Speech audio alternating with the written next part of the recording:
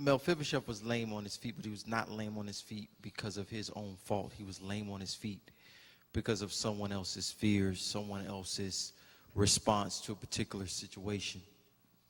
And because he is lame on his feet, he does not have the ability to get to where the king has called him. Okay. And so many times we can respond to situations based on the drops that we have experienced in our lives. And when God calls us to a new situation or to a higher situation, it's very difficult for us to respond appropriately at the level where God has called us to. So we respond in a situation where God is bringing love in our lives as though we're people who have been heartbroken. We respond in a situation where God is bringing prosperity to our lives as people who have been broke and in debt. And so we take our old habits into the new situation that God is bringing us into. Mephibosheth is called to the house of the king. And so when he gets to the house of the king, he takes what he has been experiencing in Lodabar, in the house of Machor. He takes that into the presence of the king. So he comes into the presence of the king, and he responds in the presence of the king like someone has been dropped. And David says to him, I only brought you here because I want to show you kindness for Jonathan's sake. That the thing that God was about to do in his life had nothing to do with him. It had nothing to do with what he could merit or what he could get on his own. It was simply the grace of God that caused him to be brought into that situation. And even when you're dropped, sometimes God will put you in a situation that transcends your drop. Well, he says, I want to show you kindness for my servant, for Jonathan's sake. It had to do with a promise that he had made to Jonathan before he was king. Very similar actually to what happens on Calvary, because Christ is the redemption and the fulfillment of a promise that God made in the beginning when he told Abraham.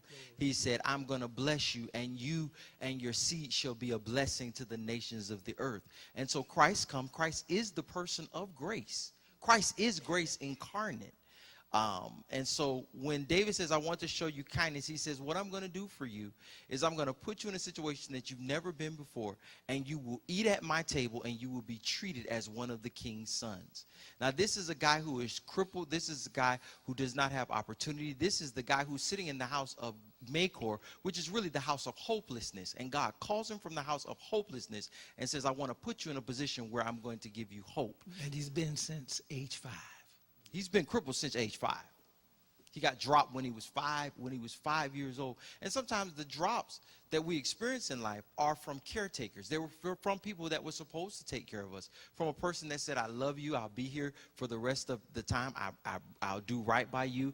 I swear my loyalty and allegiance to you. And something happens and they don't respond the way that they told you that they were going to respond. You got to church. You shared your business with a sister and you thought that sister was real spiritual, and you found out she was discussing you in the bathroom.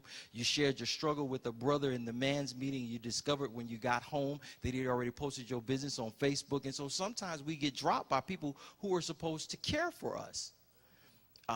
And so he shows up in this place and he gets there, and David says, I want to move you from a position of having nothing to having more than enough. So what I'm going to do is I'm going to restore to you all the lands of your father. Now, this is something that he could not have done on his own, because if you understand ancient times, the way that you took land is that you went out and you fought for it. Well, how is a crippled man going to fight for land that was once his father's? How is a crippled man going to go and possess and subdue land? And so David says, you don't have to fight a battle. You don't even have to do anything. I'm just going to decree this thing. And the thing that was once your father's, that was once even your grandfather Saul, I'm going to restore it. I'm going to restore that thing to you, that I'm about to put you in a position where you're going to have sweatless victories, where the thing that you thought that the enemy had taken that you would never have again, God is getting ready to restore that thing. He's getting ready to move and lift generational curses, things that your grandparents lost. You're getting ready to get back properties that your grandparents lost, things that your grandparents lost, inheritance that was supposed to be yours. God is getting ready to put you in a position where he's going to restore that. And it doesn't have anything to do with you. He's going to do this just for his son son Jesus' sake. Thank you, Lord. There was a cultural shift with David, where God said, the grace of God has brought me here. The grace of God Has brought me here. The grace of God has brought me here. The grace of God has brought me here. So our responses can really be, I wrote something about the rule of advancement. You don't walk in a room, a situation, where everything indicates it's giving, it's multiplying, it's increasing force, and you act as though you always have. So you come in with your mouth open and your ears closed, with your mind set on showing what you know rather than learning, with a heart to remain as you are, and you're not been affected by the greatness surrounding you, that you are drinking from stagnant ponds of regularity and unaware that there's fresh water all around. He came in with the attitude from Lodabar. From Lodabar, the house of Makor, a place of hopelessness. Makor means hopeless or to be without He hope. came from a place of hopelessness.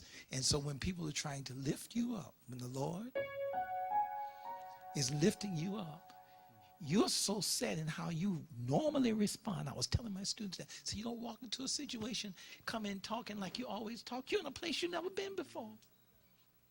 Yeah, we see that thought so clearly when Jesus Christ is transfigured and God has to tell Peter to be quiet because what God just spoke and You what weren't God in the just review. did. You weren't in the review. You weren't in the review today. No, sir. That was the point. Go on, talk. Yeah, God will. People don't understand when they come to church. A lot of times when people come to church, they think because God didn't talk about what they want to talk about, God didn't talk.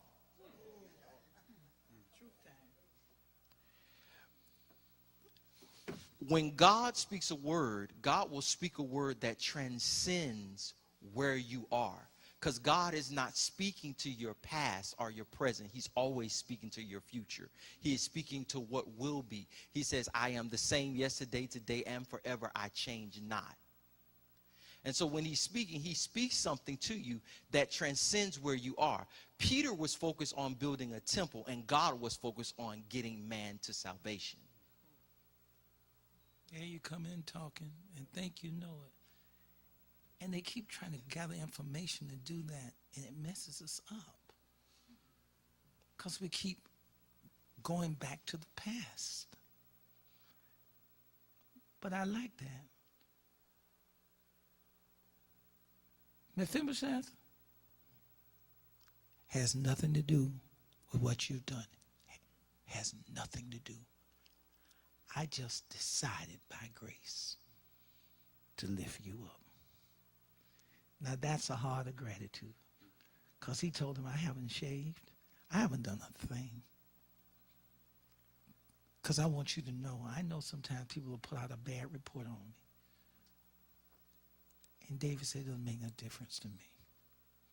You shall sit at my table, at the king's table, for the rest of your life. Jesus attack me. I want the lame to walk. Get up. I want the dumb to talk. Get up. I want the blind to see.